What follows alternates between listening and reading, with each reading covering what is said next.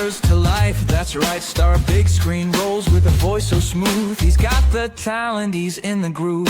Now he's here on TRS, sharing moments sure to impress, chasing dreams and standing tall. Dean Redman's seen it all.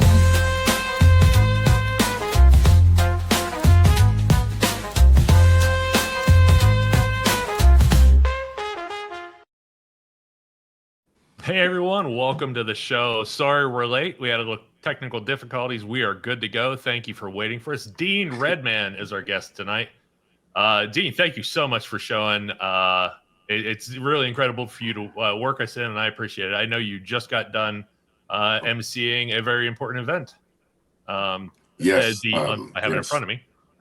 The Hollywood North International Film Festival. Yes, and first off, I want to say thank you for having me, gentlemen. And it's no surprise that people on your show always start off with a big smile on their face, because I've never heard a song about myself like that before. So that was fantastic. Hey, That'll put you. anybody in a good mood. Yeah, that was cool. Thanks. That was really Josh, cool. who produced it, and the complete and total AI machine that makes it so easy for us. Really cool. Yeah, I think the important thing about AI is you need to announce when you use it. People need to know. Yes. Yeah, that's a good point. With Hollywood North International Film Festival, which I just finished hosting this past January 25th. It's an online film festival that has we had free screenings from, I think it was January 8th to February 11th.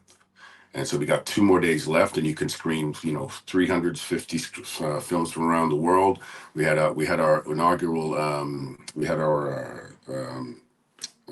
awards night out at the planetarium here in Vancouver, which is the Space Science Center, and we had full house. It was fantastic, and I saw some pictures. Looked amazing. Yeah, it was. I was so impressed with because I was ready for anything. I was ready for no one showing and me just talking into the live stream as if people were there. I was ready to do anything. Right. But it was a really big turnout. But as far as the AI goes, I saw some movies that I found out that they were AI, and if I wasn't told, I wouldn't have known. So since this AI it's a lot of good and can be some evil too. But we had 250 films, 300 films that we could have entered into the festival from 52 countries around the world. We had 7 categories, and we could talk about that later. But yeah, it was a phenomenal, we're gonna get into that too. Yeah, phenomenal experience. I think it's amazing because I interview so many people that have so many fascinating shorts and things that have only seen the festival that I could actually watch some of this stuff online now. And that's incredible because there's so many things. I'm like, that sounds like an interesting project. And you did this with that person, and it was only seen at 5 film festivals and it disappeared. We've made friends with a company, Typhoon, that puts stuff like that up, but there's still so much out there. So it's great that anybody can participate and at least watch and see these works that might never get seen again. Yeah. What we were wanting to do was create an opportunity, and a real opportunity, not something that didn't get noticed, but a real opportunity for young filmmakers and new filmmakers, not just young people or filmmakers. There are people that have been wanting to make films all their lives and now are starting. We wanted to give those people opportunities to who wouldn't necessarily have an opportunity because of financial situations, economic reasons, environmental reasons, first knowing the right people reasons. Yeah. So as well. And all we asked is that the film be 2 minutes, from 2 minutes to 45 minutes. And we got everything. We got some really, our winners. There are no losers, so to speak, but sure, if you did it, you're amazing. What's that? Yeah. If you had something to submit, you did something amazing. Yeah. Period. My philosophy with that is that if you have a story, I'd like to hear it. And one of the good ways to see someone's story is through the medium of light, sound, and moving pictures. And what we got was, I'm honestly still, and I'm still kind of coming down from all of, because we've been working on this for about a year and a half.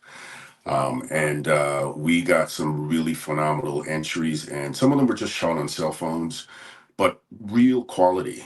And what I learned, we have pre-screeners who watch our films, and it was a really hard for them to come up, because you had to come up the ones you liked, and then you had to filter down, down, down, down.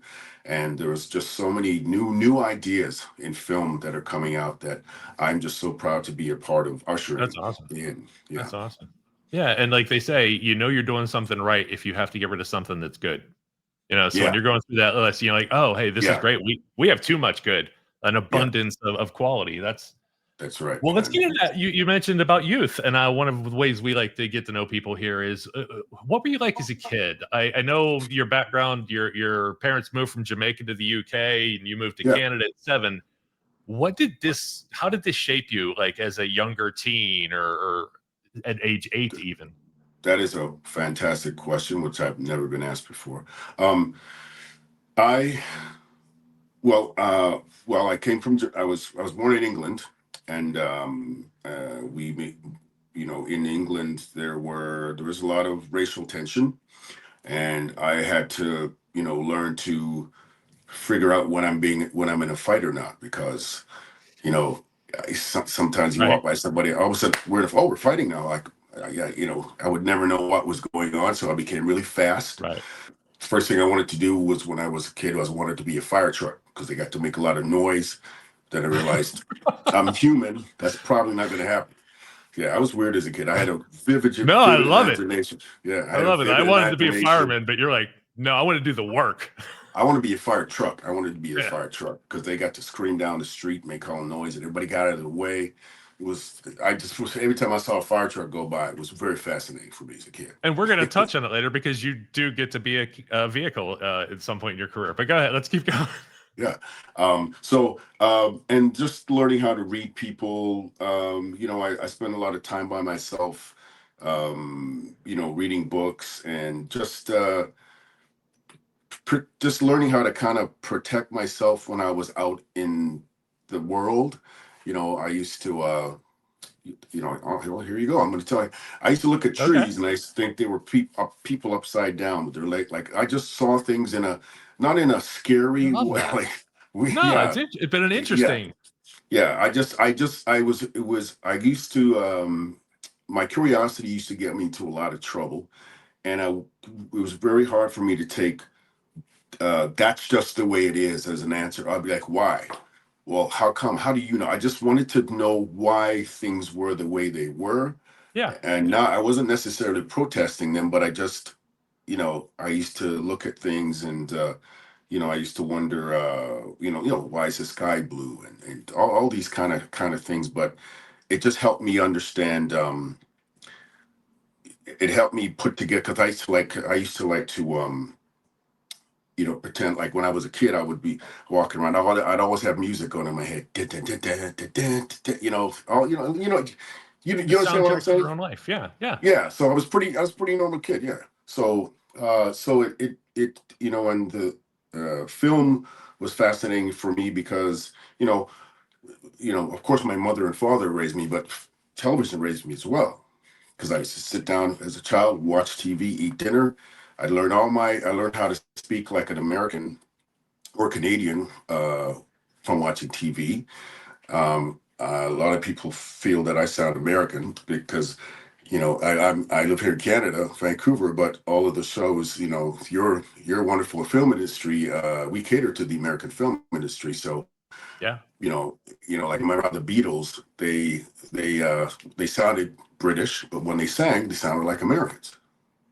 Yep. Like, what the hell's that Actually, about? I spent on your thought of, like, why does that happen, and you think these questions. Like, I thought that, and I looked into it, and at one point I knew the very detailed reason why, because of that, like, what sound better sung and elongated, and Yeah. but they've done research, and they found out, like, so we're not that odd and wondering why, and, like, give me more.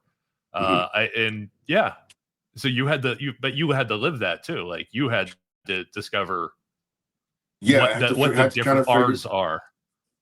Yeah, yeah. Because, like, for example, if would you like a glass of water, as opposed to, would you like a glass of water?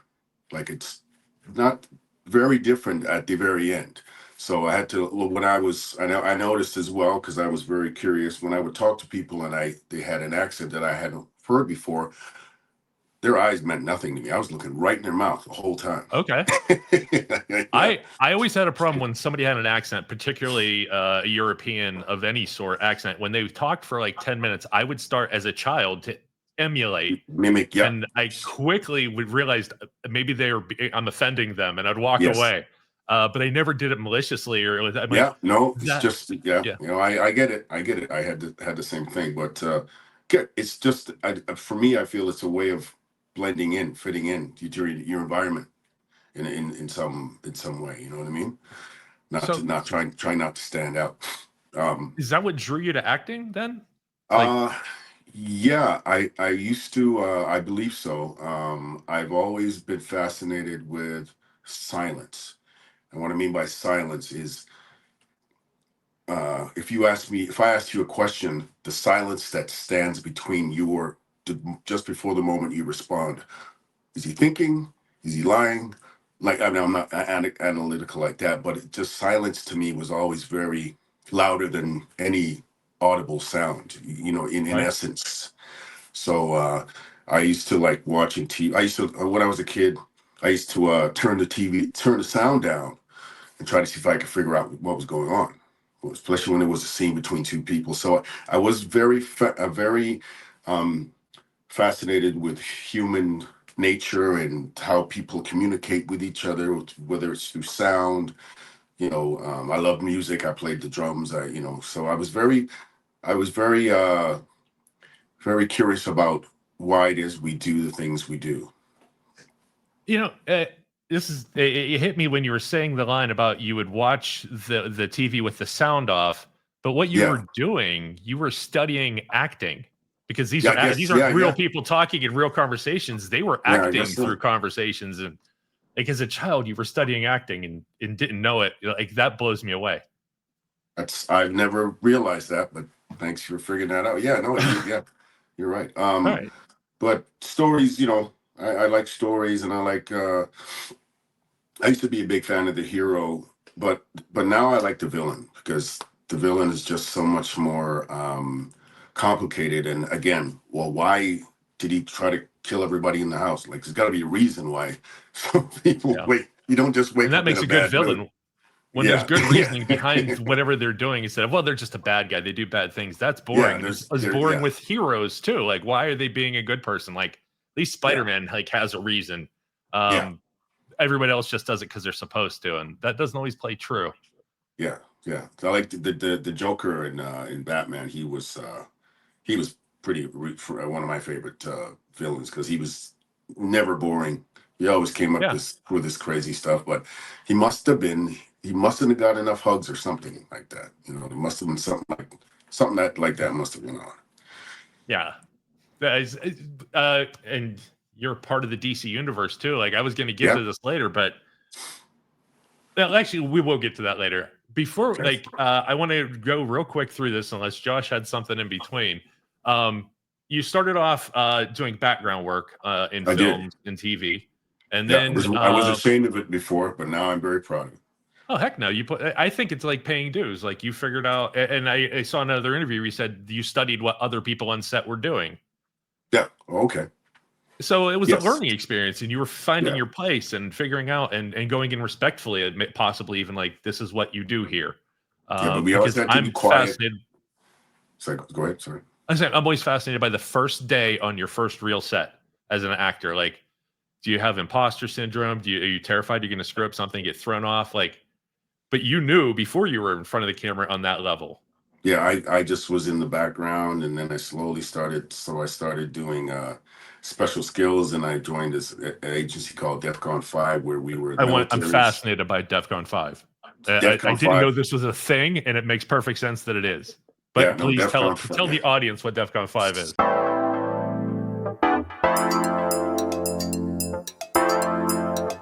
Have a great one. Thank you, everybody. Have a wonderful night. Be safe out there. Treat each other well. See ya.